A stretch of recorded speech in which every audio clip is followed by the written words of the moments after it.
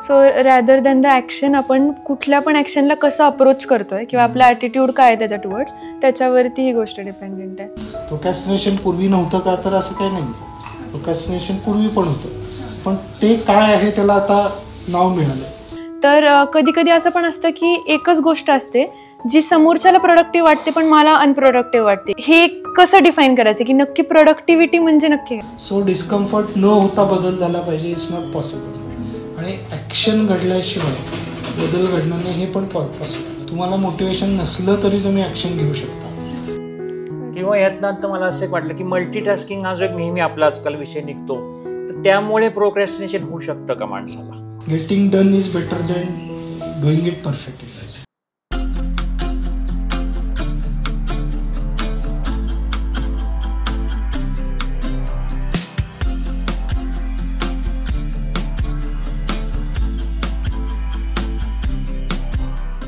नमस्कार, जगण्यातील काहीच्या एका नव्या एपिसोडमध्ये तुम्हा सर्वांचं मनापासून स्वागत. आपल्या मेडिकल फील्ड रिलेटेड जे एपिसोड करत आहोत त्यामध्ये आपण अनुष्काबरोबर जो एपिसोड करतो त्यातला आजचा हा स्पेशल एपिसोड.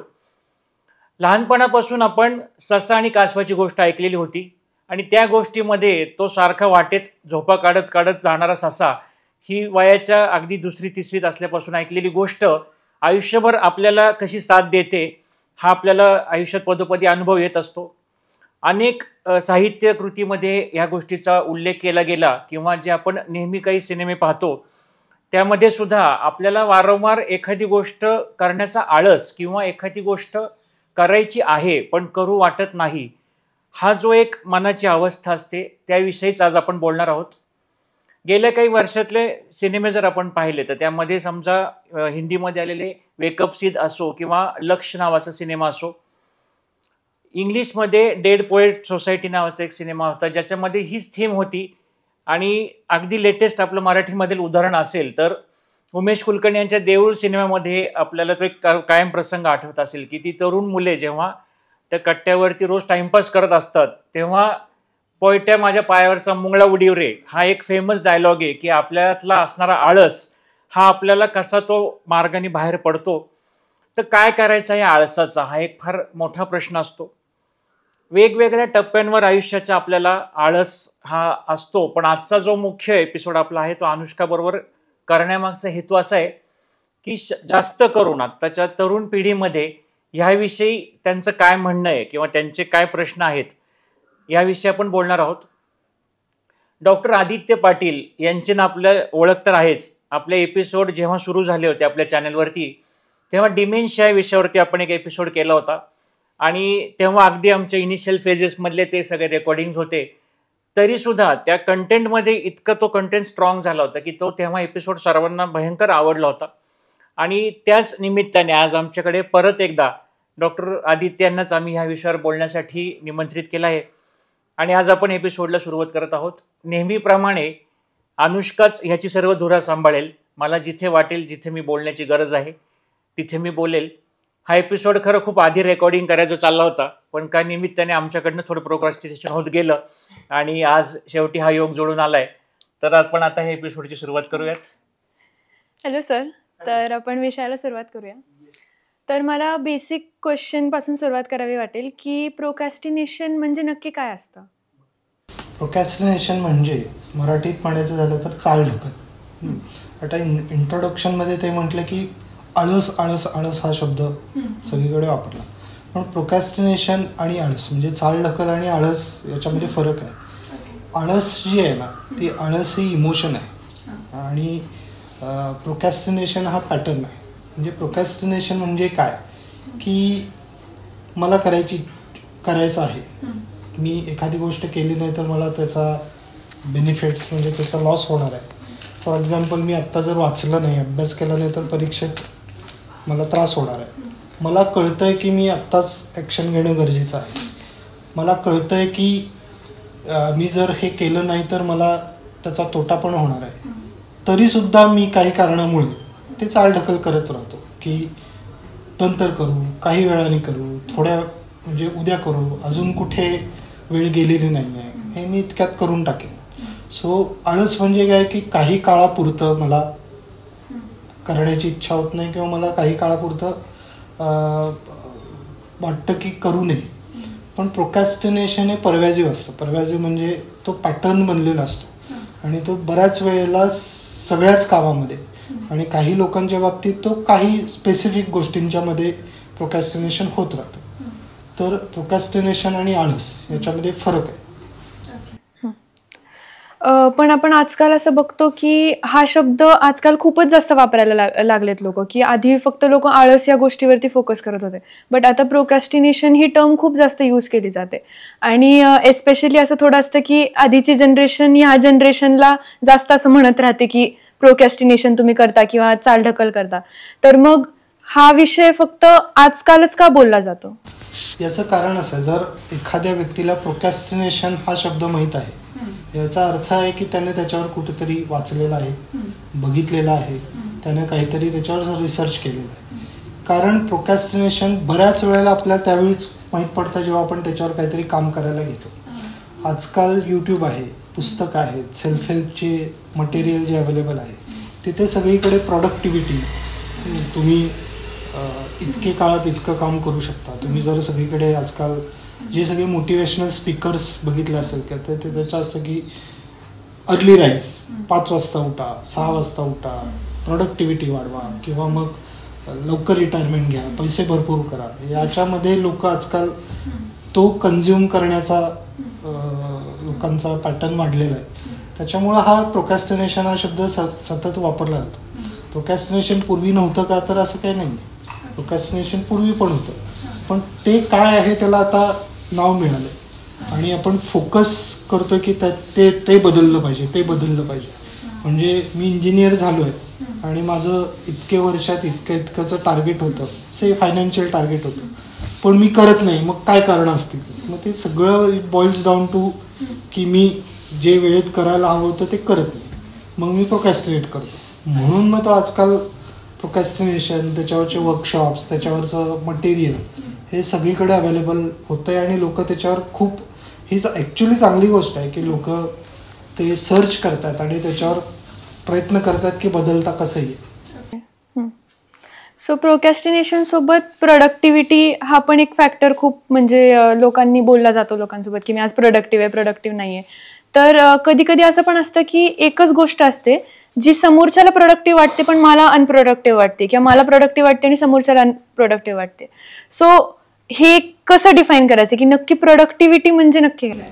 प्रोडक्टिव्हिटीचा अर्थ काय, म्हणजे हे जे तू म्हटलेस की काही लोकांना एक गोष्ट प्रोडक्टिव्ह वाटते, मला ती वाटत नाही. तर प्रत्येकाचे एम्स आणि ऑब्जेक्टिव्ह काय आहेत, गोल्स काय आहेत आणि ॲटिट्यूड काय आहे टुवर्ड्स लाईफ, त्याच्यावर ते प्रोडक्टिव्हिटी ठरते. म्हणजे समजा मला 70% मार्क मिळवायचे आहेत आणि जर मी त्याप्रमाणे अभ्यास करतोय आणि त्याप्रमाणे मला ते मार्क पडतात, तर मी प्रोडक्टिव्ह आहे. पण माझं गोल 90-95% आहे आणि मी अभ्यास करत नाही, तर मी अनप्रोडक्टिव्ह आहे. भले मी 70% मार्काचा पडतील इतका अभ्यास केलाय, पण माझं गोल त्याच्यापेक्षा जास्त आहे, तर मग relatively you are unproductive in your view.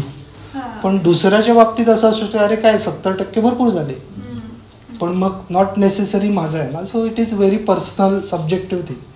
तर प्रोडक्टिव्हिटी म्हणजे काय की तुम्ही ठरवलेले गोष्ट जे एम्स अँड ऑब्जेक्टिव्ह आहेत, म्हणजे कुठलंही गोल जे असावं ते टाईम बाउंड असावं, अचिवेबल असावं आणि त्याच्यासाठीचं प्लॅन असावा. हे जर सगळं असेल आणि ते अचीव करण्यासाठी जर तुम्ही सेट पॅटर्नमध्ये काम करत नसाल, then you are unproductive. So rather than the action, आपण कुठल्या पण ॲक्शनला कसं अप्रोच करतोय किंवा आपला ॲटिट्यूड काय आहे त्याच्या टुवर्ड्स, त्याच्यावरती ही गोष्ट डिपेंडेंट आहे असं म्हणायला हरकत नाही. ओके, पण एखादा माणूस प्रोक्रॅस्टिनेट करतो याची कारणं काय असतात? हां, आता हा खूपच मोठा सब्जेक्ट आहे असं म्हणून. देर इज नो वन एक असं काहीतरी कारण किंवा एक काहीतरी मला असा सांगा की ज्याच्यामध्ये काय प्रोक्रॅस्टिनेशन करणं. कारण प्रत्येकाचे एरियाज ऑफ प्रोक्रॅस्टिनेशन वेगळे आहेत, प्रत्येकाची कारणं वेगळी आहेत. म्हणजे समजा आता मला एक्सरसाइज करायची पण मी तो करत नाही, तर मग माझं मोटिवेशन कमी आहे असं मी म्हणतो. बरेच लोक म्हणतात की मला जर कुठली ॲक्शन घ्यायची असेल, मला काही करायचं असेल, तर त्याच्या आधी मला एक सर्टन अमाऊंट ऑफ मोटिवेशन पाहिजे. की मला एक certain amount of feeling good factor पाहिजे, सर्टन अमाऊंट ऑफ कॉन्फिडन्स पाहिजे, तर आणि तरच मी ॲक्शन घेईन. म्हणजे त्याला आपण म्हणतो की प्री ॲक्शन ऑब्स्टॅकल्स, की प्रोक्रॅस्टिनेशनचे काय, तर हे सगळे ऑब्स्टॅकल्स आहेत. म्हणजे काय की मोटिवेशन पाहिजे, त्याच्यानंतर कम्फर्ट पाहिजे. मी जर एखादी गोष्ट करत असेल तर मग मला कुठलाही त्रास नाही झाला पाहिजे. काही लोकांना वाटतं की सगळ्या गोष्टी कम्फर्टेबल झाल्या पाहिजे. त्या जर झाल्या नाहीत किंवा होणार नाही असं मला होणार, म्हणजे ते कम्फर्टेबली नाही होणार किंवा होणार हे जोपर्यंत मला शुअरिटी येत नाही तोपर्यंत मी ॲक्शन घेणार नाही. म्हणजे शुअरिटी पाहिजे, याच्यामध्ये कम्फर्ट पण पाहिजे आणि शुअरिटी पाहिजे. त्याच्यानंतर परफेक्शनिस्ट असतात काही लोक, की मी जर करेन तर ते परफेक्ट झालं पाहिजे, आणि जोपर्यंत मला परफेक्ट होईल याची खात्री मिळणार नाही तोपर्यंत मी ॲक्शन घेणार नाही. किंवा काही लोक असतात फॉर एक्झाम्पल की सर्टन कंडिशन्स फुलफिल झाल्या पाहिजेत.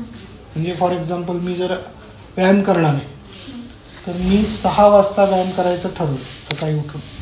जर मी 6:10 उठून करेन तर नाही, कारण तो 6 वाजताची कंडिशन आहे.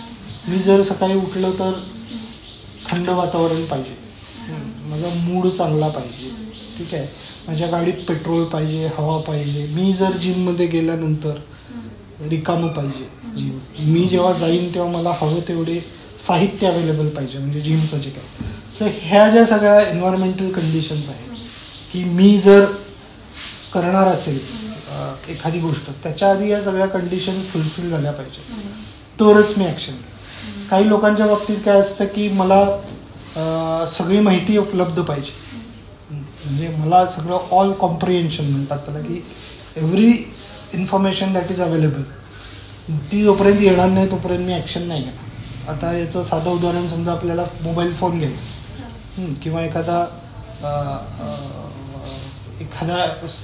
ट्रिप मला प्लॅन करायची, तर समजा मला मोबाईल फोन घ्यायचा आहे तर मी त्याचं काय चेक करेन की त्याचा ब्रँड कुठला आहे, त्याचं GB किती आहे, त्याचा रॅम किती आहे, त्याचा प्रोसेसर कुठला आहे.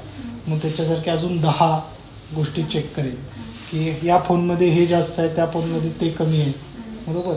जोपर्यंत मला सगळी इन्फॉर्मेशन मिळत नाही तोपर्यंत मी ॲक्शनच नाही करणार. म्हणजे काही लोकांच्या बाबतीत हे प्री ॲक्शन, की मला ही सगळी माहिती उपलब्ध पाहिजे तर आणि तरच मी ॲक्शन घेईन असं असतं.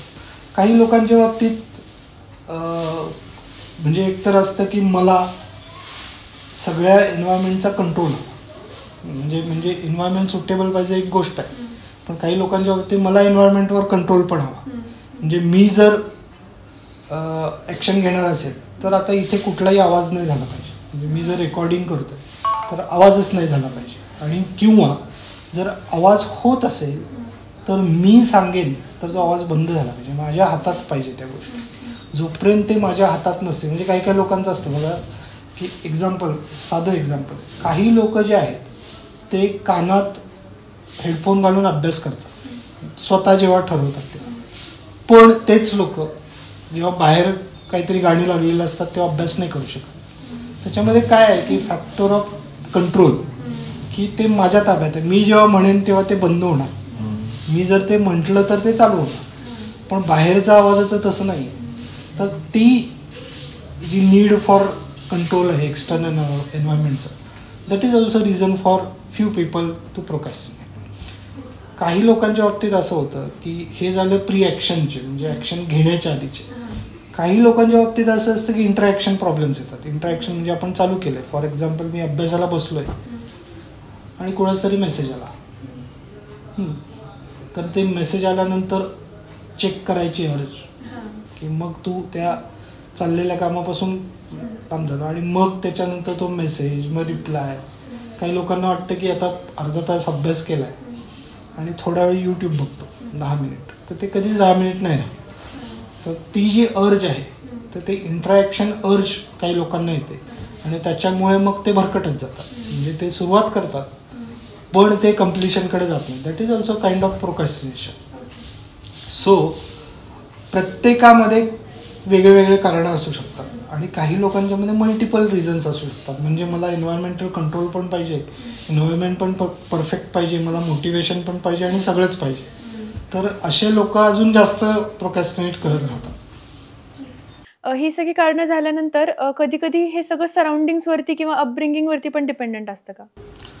हां, म्हणजे आता याच्यामध्ये जो प्रोकॅस्टिनेशन आहे तर आपण म्हटले की हा पॅटर्न आहे. म्हणजे इट इज नॉट की तू आत्ताच चालू झाले, तर तो लर्न रिस्पॉन्स आहे. तर त्याच्यामध्ये आपण असं म्हणू की देर इज सम बायोलॉजी, म्हणजे मेंदूतल्या तुमची केमिकल्स, रसायनं किंवा न्यूरो ट्रान्समिटर्स, त्याच्यानंतर मेंदूची रचना, तो एक भाग झाला. त्याच्यानंतर तुमचा स्वतःचा स्वभाव, त्याला सायकोलॉजी असं म्हणतात. तुमचा स्वतःचा स्वभाव, तुमचा ॲटिट्यूड, तुम्ही स्वतः स्ट्रेस किती मॅनेज करू शकता किंवा तुम्ही स्वतः कसं लाईफकडे बघता. आणि तिसरा म्हणजे लर्न फ्रॉम अदर्स, म्हणजे सोशल थिंग्स म्हणतात. म्हणजे आपलं अपब्रिंगिंग काय आहे, आपले आई वडील कसे आहेत, आपण कसे कुठल्या मित्रांच्या संगतीत राहतो. म्हणून म्हणतात ना की अभ्यास करणाऱ्याच्या संगतीत राहिलास तर अभ्यास करशील, टवाळक्या करणाऱ्याच्या संगतीत राहिलास तर टवाळक्या करशील. म्हणजे की त्यांचा इन्फ्लुएन्स पण आपल्या प्रोकॅस्टिनेशनवर पडतो. अजून एक एक्झाम्पल ते मगाशी सांगायचं राहिलं, काही लोकांना असं वाटतं की जोपर्यंत डेडलाईन येत नाही तोपर्यंत मी प्रोडक्टिव्ह होत नाही. दिस इज एक्सटर्नल कंडिशन. म्हणजे समजा आता मला परीक्षा परवा दिवशी आहेच आणि आता पर्यायच नाही, तर मी सगळा पोर्शन रात्रंदिवस बसून कंप्लीट करेन, पण धडपडत करत करेन. किंवा ऑफिसमध्ये काहीतरी डेडलाईन आहे, तर मी समजा 20 दिवसानंतरची डेडलाईन आहे, तर त्याच्यातले 18 दिवस काही नाही करणार, तर उरलेले 2 दिवसात मी सगळं करेन. मग त्याचं स्ट्रेस वाढतो, त्याची अँझायटी वाढते. दॅट इज ऑल्सो की एक्सटर्नल जोपर्यंत काहीतरी कंट्रोल नाही आहे, की एक्सटर्नल काहीतरी त्याला म्हणू की फ्रेम नाही आहे की ज्याच्या आत गोष्टी करायच्या, तोपर्यंत लोक सेल्फ मोटिवेटेड किंवा आपण म्हणू की प्रोकॅस्टिनेशनचा उलटा आहे की प्रोॲक्टिव्हनेस. तर लोक प्रोॲक्टिव्ह नसतात. तर दॅट इज ऑल्सो देअर की मग लर्नेड रिस्पॉन्स आहे की हळूहळू बाहेरच्या एक्सटर्नल इन्फ्लुएन्समुळं पण बदलू शकतो.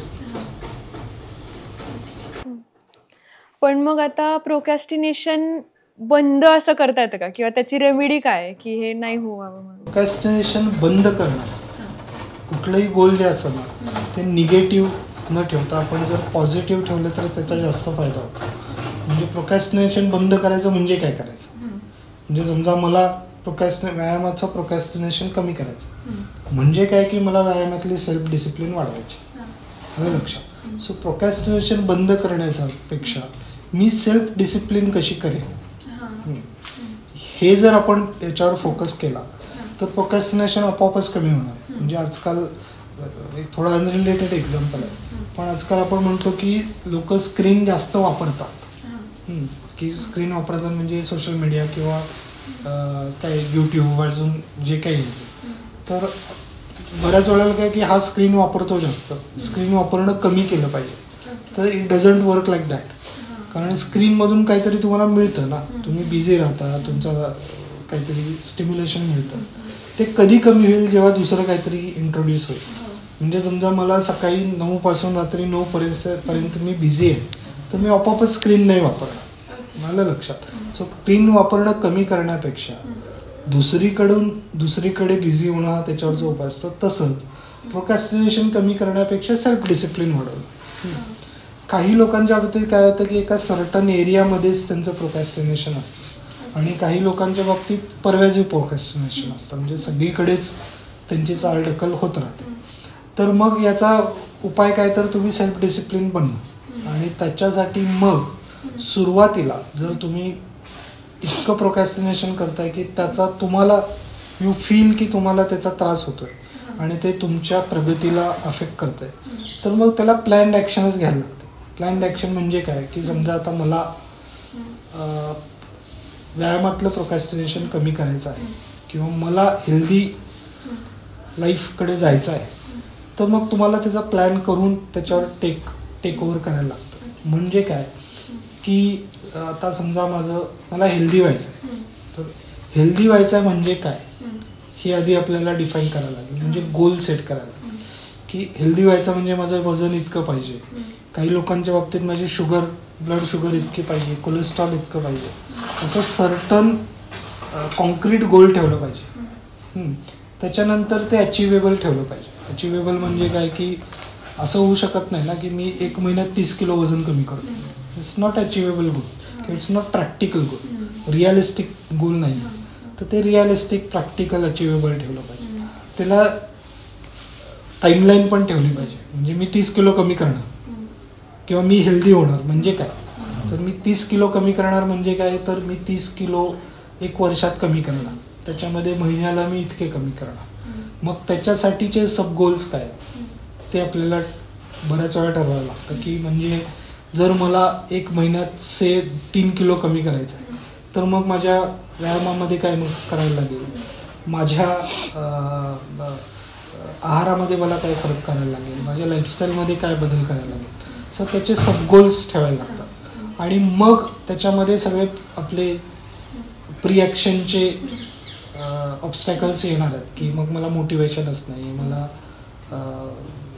हे परफेक्टच पाहिजे.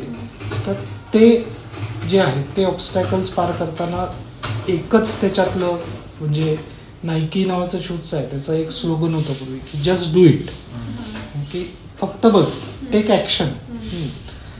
हे जे सगळं आहे म्हणजे हे फॉल्स आणि इलॉजिकल आहे.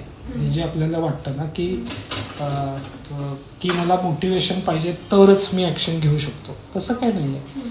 तुम्हाला मोटिवेशन नसलं तरी तुम्ही ॲक्शन घेऊ शकता. पण आपण आपल्या मनाला हे शिकवण्याची गरज आहे की मोटिवेशन फॉलोज ॲक्शन. म्हणजे काय, मी जर समजा मला इच्छा नसताना पण व्यायाम करायला लागलो तर इव्हेंच्युअली माझे इमोशन्स बदलतात, मला छान वाटायला लागतं आणि मग मला व्यायाम करण्याचं मोटिवेशन येतं. माझे जेव्हा पहिले 2-3 किलो कमी होतील त्याच्यानंतर मला ते मोटिवेशन वाढायला लागतं आणि ते वाढत जातं. पण आपलं काय असतं की मला पहिल्यांदाच मोटिवेशन पाहिजे आणि मगच मी ॲक्शन घेणार. किंवा मग इतकं आपण रिजिड थिंकिंग करतो की हे सगळं झाल्याशिवाय, ह्या प्री रिक्विजिट असल्याशिवाय मी करणार नाही. पण आपल्याला स्वतःला हे सांगायला लागेल की त्या प्री रिक्विजिट ॲक्शन घेण्यासाठी नाहीच आहे, ते आपल्या कम्फर्टसाठी आहे. कारण तसं नसलं तर मला डिस्कम्फर्ट होतो, तसं नसलं तर मला आवडत नाही. पण इन रिॲलिटी ॲक्शन घेण्याचं म्हणजे समजा माझ्याकडे जिममध्ये जाण्याचं सूट नाही एक सर्टन, तर मी जिममध्ये जाऊ नाही शकत का, तर मी जाऊ शकतो, मला कम्फर्टेबल वाटणार नाही. पण दॅट डझंट मीन की मी ॲक्शन नाही घेऊ शकत. सो स्वतःच्या ब्रेनला, मनाला असं ट्रेन करायला लागतं की हे सगळे प्री रिक्विजिट जे आहेत they are not logical, they are actually false, they illogical आणि they lead us to unproductivity किंवा they lead us to procrastination. त्याच्यामुळे हे सगळं जरी असलं तरी मी ॲक्शन घेणं हा एकच त्याच्यावरचा उपाय आहे. म्हणजे मी ॲक्शन घेत राहणं आणि ॲक्शन घेताना डिस्कम्फर्ट येणं हे आपण ठरवू. म्हणजे फॉर एक्झाम्पल मला म्हणायचं की मी आता माझा पूर्ण पॅटर्न बदलतोय जगण्याचा किंवा एखादी गोष्ट करण्याचा, पण तो पॅटर्न बदलताना मी कम्फर्टेबल असलं पाहिजे. हे कसं काय लॉजिकल आहे? इलॉजिकल आहे ना, की तुम्ही जेव्हा बदल करणार तेव्हा तो डिस्कम्फर्टिंगच असणार आहे. सो डिस्कम्फर्ट न होता बदल झाला पाहिजे, इट्स नॉट पॉसिबल. आणि ॲक्शन घडल्याशिवाय बदल घडणार नाही हे पण पॉसिबल. मग तुम्ही म्हणाल की मग मी नेहमीच हेच करत राहायचं का, की प्लॅन करा मग त्याप्रमाणे सगळे ॲक्शन घ्या, मग माझं लाईफ रोबोटिक किंवा मेकॅनिकल नाही होणार का? तर ते होणार आहे, पण ते इनिशियल डेजमध्येच होणार आहे. जोपर्यंत दॅट इज नॉट युअर, म्हणजे ते इंटरनलाइज जोपर्यंत होत नाही, म्हणजे तेच तुमची लाईफ जोपर्यंत बनत नाही. म्हणजे मी उठून 6 वाजता व्यायाम करतो हे जे आहे हे माझ्या जोपर्यंत रुटीनचा पार्ट होणार नाही तोपर्यंत ते मला मेकॅनिकल वाटणार, ते मला डिस्कम्फर्टिंग वाटणार. पण जे रिपिटेटिव्हली जेव्हा आपण ते करत जाऊ ते आपल्या रुटीनचा पार्ट होणार, मग त्याच्यामधला डिस्कम्फर्ट हळूहळू कमी होणार. म्हणजे हे जे मेकॅनिकल वाटणं आहे किंवा हे जे मी जाणून बजून करतो असं वाटणं आहे ते इनिशियली सगळ्याच गोष्टीत राहणार आहे. म्हणजे आता मी काय अभ्यास करतोय आणि मला अर्ज होते की मी जाऊन TV बघावा, हे मला वाटणार आहे. पण जर मी त्या ॲक्शनमध्येच कंटिन्यू राहिलो आणि मी अभ्यास करत राहिलो तर हळूहळू ती अर्ज जाणार आहे. आणि मग काही दिवसानंतर जेव्हा आपण ठरवलं आहे तोपर्यंत अर्ज जरी आली तरी ती आपल्याला बॉदर नाही करणार. आत्ता आपल्याला असं होणार नाही की अर्ज नाही आहे, पण आत्ता काय होतं की अर्ज आली की आपण त्याच्यावर ॲक्शन नाही घेतली. समजा मला YouTube बघायचं आणि मी त्याच्यावर ॲक्शन नाही घेतलं की मला कसं तरी व्हायला लागतं, मला अस्वस्थपणा येतो. म्हणून मग मी ते गिव्ह इन करतो आणि मी यूट्यूब 5 मिनिटासाठी बघतो असं करतो आणि मी त्या ॲक्शनपासून बाजूला जातो. आणि मग त्याच्यामुळं काय होतं की मग आपण ते ढकलत राहतो किंवा ते ठरलेल्या वेळात कंप्लीट करत नाही. तर ते व्हायचं नसेल तर तो डिस्कम्फर्ट सहन करायला लागेल, त्याला काही पर्याय नाही. कारण हे तुम्ही तुमच्यासाठी करताय. म्हणजे हे आपण कुणी मगाशी जसं आपण इंट्रोडक्शनमध्येच म्हटलं की जर तुम्हाला प्रोक्रॅस्टिनेशन हा शब्द माहीत आहे याचा अर्थ तुम्ही सेल्फ वर काम करता आणि तुम्ही स्वतःमध्ये बदल घडवण्याचे प्रयत्न करता. तो बदल कुठलाही त्रास नव्हता होणार नाही, तो होणार आहे. त्रास सहन केला की आपल्या मेंदूला त्याची तो पॅटर्न म्हणजे मेंदूला कळतं की त्रास सहन करण्यामुळं काही फार नुकसान होत नाही आणि तो त्रास टेम्पररी असतो आणि काही वेळानंतर तो त्रास होणं कमी होऊन जातं. तेच त्याच्यावरचा उपाय आहे. मग आता समजा आपल्याला खूपच त्रास होतोय, म्हणजे आता मी अभ्यास करताना मला अर्ज येते आणि मी ते करूच शकत नाही, तर मग खूपच त्रास होतोय तर याचा अर्थ असा आहे की आपल्याला दुसरा काही प्रॉब्लेम आहे का ते बघायला लागेल. दुसरं काही कारण आहे का त्याचं, नॉट ओनली पॅटर्न, तर ते बघायला लागेल. किंवा यातनं मला असं एक वाटलं की मल्टीटास्किंग हा जो एक नेहमी आपला आजकाल विषय निघतो, तर त्यामुळे प्रोक्रॅस्टिनेशन होऊ शकतं का माणसाला? हां, तर मल्टीटास्किंग म्हणजे काय की मल्टीटास्किंग म्हणजे एकाच वेळी बऱ्याच ठिकाणी अटेन्शन, डिवायडेड अटेन्शन आणि अनडिवायडेड अटेन्शन असं पण. मल्टीटास्किंग म्हणजे अटेन्शन डिवाइड करून गोष्टी करणे. काही लोकांना ते जमतं, म्हणजे ते डिवायडेड अटेन्शनमध्ये सुद्धा त्या पर्टिक्युलर ॲक्शनमध्ये ते अनडिवायडेड अटेन्शन म्हणजे ती गोष्ट करताना ते त्याच्यामध्ये पूर्णपणे असतात. पण काही लोकांच्या वेळी मल्टिपल गोष्टी एकाच वेळी डोक्यात चालू असतात. म्हणजे मी अभ्यास करतो आणि मला विचार संध्याकाळी पार्टीला काय असे जर येत असतील आणि मग मी त्याची तयारी पण करतोय किंवा मी एकाच वेळी 4 गोष्टी डोक्यात आहेत आणि ते अर्धवट सगळ्या गोष्टी करतोय, देन इट्स अ प्रॉब्लेम. तर आपल्याला काय करायला लागेल की प्रायोरिटाईज करायला लागेल की कुठलीही गोष्ट ही नेहमीच प्रायोरिटी 1 नसते आणि सगळ्याच गोष्टी प्रायोरिटी 1 नसतात. तर म्हणजे काय की एकाच वेळी समजा मला 10 गोष्टी करायच्या, तर त्यातल्या काहीच गोष्टी अशा असतात की ज्या प्रायोरिटी 1, 2, 3 असतात आणि काही गोष्टी अशा असतात की त्या प्रायोरिटी आज 1 आहे पण उद्या त्या प्रायोरिटी 3ला असू शकतात.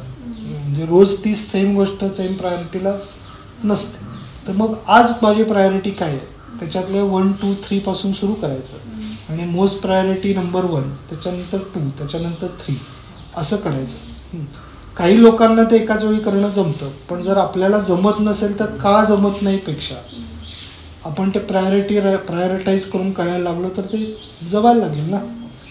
आणि मग मलाच काच जमत नाही आणि मग मी त्याच्या रूट कॉजमध्ये जातो आणि त्याचा ॲनालिसिस करतो, त्याला काही अर्थ नाही. बरेच लोक त्याच्यामुळे पण प्रोक्रॅस्टिनेट करतात की मी रूट कॉजला जातो आणि मग ॲक्शन घेतो, मग संपूर्ण बदल केला पाहिजे आणि ते रूट कॉजला कधीच जात नाही आणि त्याच्यामध्ये कधीच बदल घडत नाही. किंवा ॲक्शन घेऊन ते काम करणे जास्त सोपं आहे त्याचा शोध घेत वेळ घालवण्यापेक्षा. डुईंग परफेक्टली पेक्षा गेटिंग डन असं एक हे कुठेतरी वाचलंय की getting done is better than doing it perfectly. म्हणजे गोष्टी पुढं करत जाणे हे जास्त चांगलं आहे दॅन परफेक्टली एकच गोष्ट करत राहणं. हे खूप इम्पॉर्टंट पॉईंट होता, कारण मला पर्सनली नेहमी असा प्रश्न पडतो की ठीक आहे, there is a lot of information out there की सगळे म्हणतात की ह्या गोष्टी करा, हे गोल्स ठेवा, पण मग आता ते गोल्स मला मनातून एक्सेप्ट होतात की हां मी हे बदलले पाहिजेत, पण आता त्यासाठी पण ॲक्शन घेण्यासाठी एक वेगळं म्हणजे ते प्रोक्रॅस्टिनेशन बंद करण्यासाठीचं पण एक प्रोक्रॅस्टिनेशन चालू असतं. सो त्याच्यावरती तुम्ही चांगलं इन्साईट दिला. अल्टिमेटली सगळे जे पाथवे कॉन्व्हर्ज होतात, म्हणजे तो कुठल्याही आता हे जे आहे हे आरबीटी बेस्ड हे आहे. काही लोक अजून ते तुम्ही चेकलिस्ट बनवा, तुम्ही म्हणजे काय की प्रायोरिटाईज करा, तुम्ही अजून असे वेगवेगळे प्रोक्रॅस्टिनेशनचे कमी करण्यासाठीचे पुस्तकं वगैरे अवेलेबल आहे. पण अल्टिमेटली सगळे जे पाथवे आहेत ते एकाच ठिकाणी कॉन्व्हर्ज होतात, ते म्हणजे ॲक्शन. म्हणजे सगळं शेवटी कुठे येतं की तुम्ही ॲक्शन घेणं आवश्यक आहे आणि ॲक्शन घेतल्याशिवाय बदल घडणार नाही आणि आणि ॲक्शन घेणं जे आपल्याला आवडत नाही, मनाच्या विरुद्ध आहे, जे आपल्याला करायचं नाही आत्ता, ते डिस्कम्फर्टिंगच असणार आहे आणि त्या डिस्कम्फर्टला पर्याय नाही. हे जोपर्यंत आपण ठरवत नाही, म्हणजे मला सकाळी उठून जिमला जायला आवडत नाही पण मी जाते आणि ते मला आवश्यक आहे, जेव्हा जोपर्यंत हे मला डोक्यामध्ये माझ्या क्लिअर होणार नाही की हो होणार आहे त्रास, पण तो त्रास मी सहन करू शकतो कारण ते माझ्यासाठी गरजेचं आहे, तोपर्यंत बदल नाही घडत. म्हणजे आता याच्यामध्ये असं पण म्हणतात, काही लोक खूप प्रॉडक्टिव्ह असतात, काही लोकांना कसं कुठल्याही त्रासाशिवाय जमतं. म्हणजे आपण म्हणतो ना की काही लोक काय रोज जिमला जातात, त्यांना काहीच त्रास होत नाही, ते कसे काय करतात. आपण त्यांच्याशी जर डिटेलमध्ये बोललो तर आपल्याला असं लक्षात येतं की त्यांचं पण काय रोज मोटिवेशनचं तो इंडिकेटर 100ला टच करत नाही ना. कधी तो 100ला असतो, कधी तो 2ला असतो, कधी 5ला असतो, पण ते काय करतात, ते जातात, ते ठरलेल्या वेळी ठरलेली ॲक्शन घेतात. आलं लक्षात.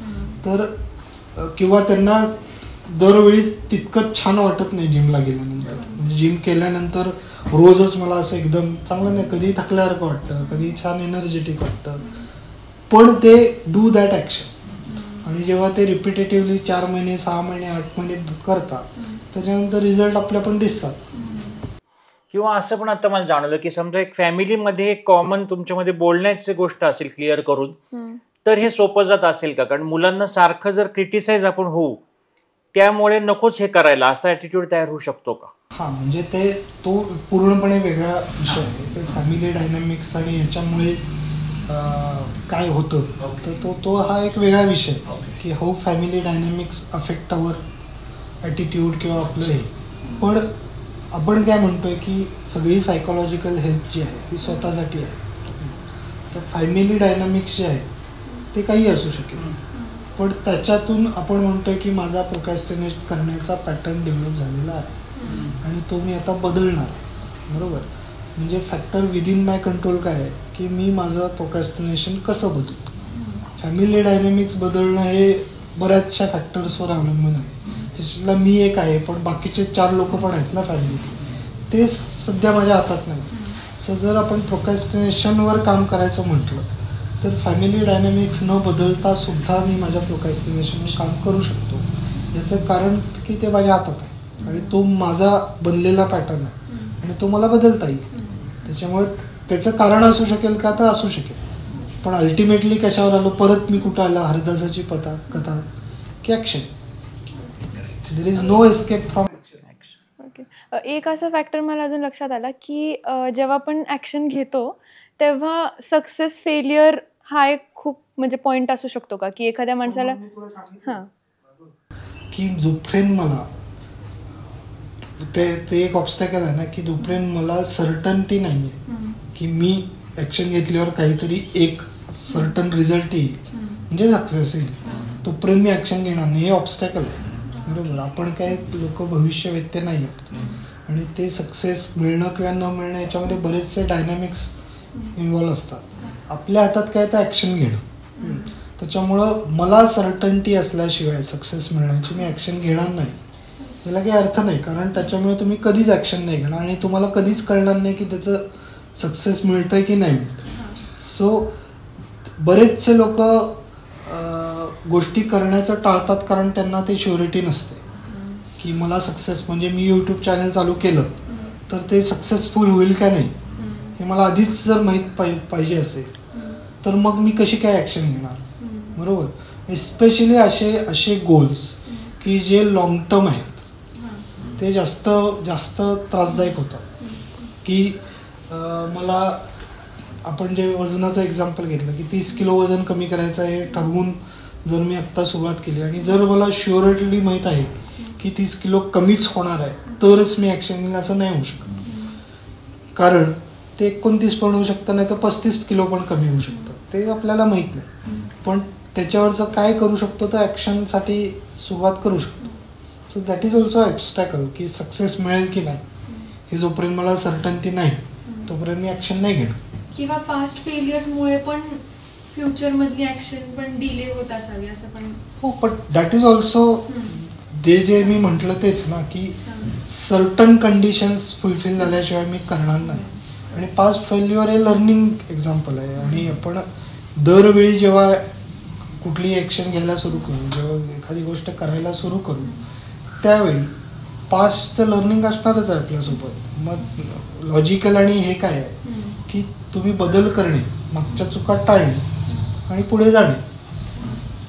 कारण पण माझ्याकडून चूक झालीच नाही पाहिजे, हे एक्स्ट्रीम झालं ना. कारण मग तुम्ही माणूस म्हणून चुका करणं हे आपला गुणधर्म आहे की आपण चुका करत राहतो. मे बी यावेळी वेगळ्या करू, वी डोंट नो, पण मग चुकाच नाही व्हायला पाहिजे. किंवा मागच्या वेळी फेल झालं म्हणून यावेळी फेलच होणार आहे, याला काही अर्थ नाही. पण मग शेवटाकडे वळताना असा प्रश्न विचारायचा आहे की मग प्रोकॅस्टिनेशन हा एक आजार आहे का, किंवा असा कुठला पॉईंट येतो जेव्हा आपण म्हणतो की आपल्याला मेडिकल हेल्प लागते प्रोकॅस्टिनेशनमध्ये? जर प्रोकॅस्टिनेशन खूपच म्हणजे काही लोक असे असतात की जे आयुष्यभर ॲक्शनच नाही घेत आणि मग they blame destiny, they blame की अदर पीपल, कंडिशन, एन्व्हायरमेंट, आई वडील, family, social status, city they live in. असे लोक जे असतात जे सततच एक्सटर्नल गोष्टीवर ब्लेम करत राहतात. किंवा असे लोक आहेत की ज्यांना खूप सिव्हिअर लॉसेस झालेले आहेत, पर्सनल, सोशल, इकॉनॉमिकल, पण स्टील म्हणजे आता मला एक हार्ट अटॅक येऊन गेलेला आहे पण तरीसुद्धा मी एक्सरसाइज नाही करत किंवा मी हेल्दी लाईफस्टाईल फॉलो करणं टाळत राहतोय, चालढकल करत राहतोय. तर मग अशा लोकांनी प्रोकॅस्टिनेशनसाठी मदत घेणं गरजेचं आहे. कधी कधी सायकोलॉजिकल डिस्ट्रेसचा पार्ट म्हणजे सायकोलॉजिकल आजाराचा म्हणजे मानसिक आजाराचा पार्ट म्हणून सुद्धा प्रोकॅस्टिनेशन असू शकतं. म्हणजे डिप्रेशनच्या पेशंटमध्ये प्रोकॅस्टिनेशन असतं, सिव्हिअर एन्झायटीच्या पेशंटमध्ये प्रोकॅस्टिनेशन असतं. त्याच्यानंतर ADHD नावाचा जो एक आजार असतो की ज्याच्यामध्ये सुद्धा काही काही लोकांना प्रोकॅस्टिनेशनचा त्रास होतो. त्याच्यानंतर स्किझोफ्रेनिया किंवा मोठा मानसिक आजार कुठला असेल तर त्याच्यामध्ये प्रोकॅस्टिनेशनचा त्रास होतो. काही काही फिजिकल इलनेसमध्ये प्रोकॅस्टिनेशन होतं. म्हणजे विटॅमिन्सची कमतरता असेल तर एनर्जी लेवल्स कमी असतात आणि लोक टाळाटाळ करतात. थायरॉईडसारखा प्रॉब्लेम आहे म्हणजे हायपोथायरॉइडिझम, ज्याच्यामुळे डिप्रेशनचे सिम्पटम्स येतात आणि प्रोकॅस्टिनेशनचा त्रास होऊ शकतो. सर असे फिजिकल आणि सायकोलॉजिकल काही फॅक्टर्स आहेत का? जर तुम्ही सगळे प्रयत्न करताय पण तुम्हाला सक्सेस येत नाही किंवा मग तुमची गाडी परत कुठेतरी अडकते, असं काय असेल तर मग तुम्ही डॉक्टरांची मदत घेणं गरजेचं आहे. हे सगळे पॅरामीटर्स चेक करून घेणं गरजेचं आहे, फिजिकल आणि सायकोलॉजिकल. तर मग प्रोकॅस्टिनेशन हा आजाराचा भाग असू शकतो. ओके. म्हणजे या सगळ्यातून तुम्ही एक टेक अवे मेसेज काय द्याल? जस्ट डू इट, हा एकच मेसेज आहे. म्हणजे कुठलंही जे ऑब्स्टॅकल आहे त्याला आम्ही सगळ्यांना 3च प्रश्न विचारायला सांगतो. Is it true or false, म्हणजे तुम्हाला जे वाटतंय ते. इज इट लॉजिकल आणि इज इट हेल्पफुल. म्हणजे तुम्हाला जे मोटिवेशन नाही म्हणून मी ॲक्शन घेऊ शकत नाही, मोटिवेशन नाही म्हणून ॲक्शन घेणं हे न घेणं हे हेल्पफुल आहे का? It is unhelpful. जर ही जर टेस्ट तुम्हाला लागू पडली की it is false, illogical and unhelpful, तर ती गोष्ट आहे तशी स्वीकारून ॲक्शन घेणं हाच त्याच्यावरचा टेक अवे मेसेज आहे की जस्ट डू इट. आणि टेस्ट पास झाली की पुढे. आता ह्या सगळ्या चर्चेत एक मोठा विषय झाला. म्हणजे हा विषय करण्यामागचा हेतू हाच होतो की जनरली ह्या विषयावरती फार कमी वेळेला बोललं जातं आणि कित्येकांना कळत नाही की मला हा आळस आहे किंवा मला हे करायची इच्छा आहे पण मला करू वाटत नाहीये आत्ता, का मला हे करायचंच नाहीये. समजा की कित्येकांशी आता आपण जेव्हा बोलतो मुलांशी त्यावेळी त्यांना कधी कधी करिअरमध्ये ती गोष्ट करायचीच नसतेच, पण मग त्यांना ते सांगायचं डेअरिंग होत नाही म्हणून ते टाळाटाळ करतात का. अशा बऱ्याच गोष्टी ह्याच्यामध्ये होत्या.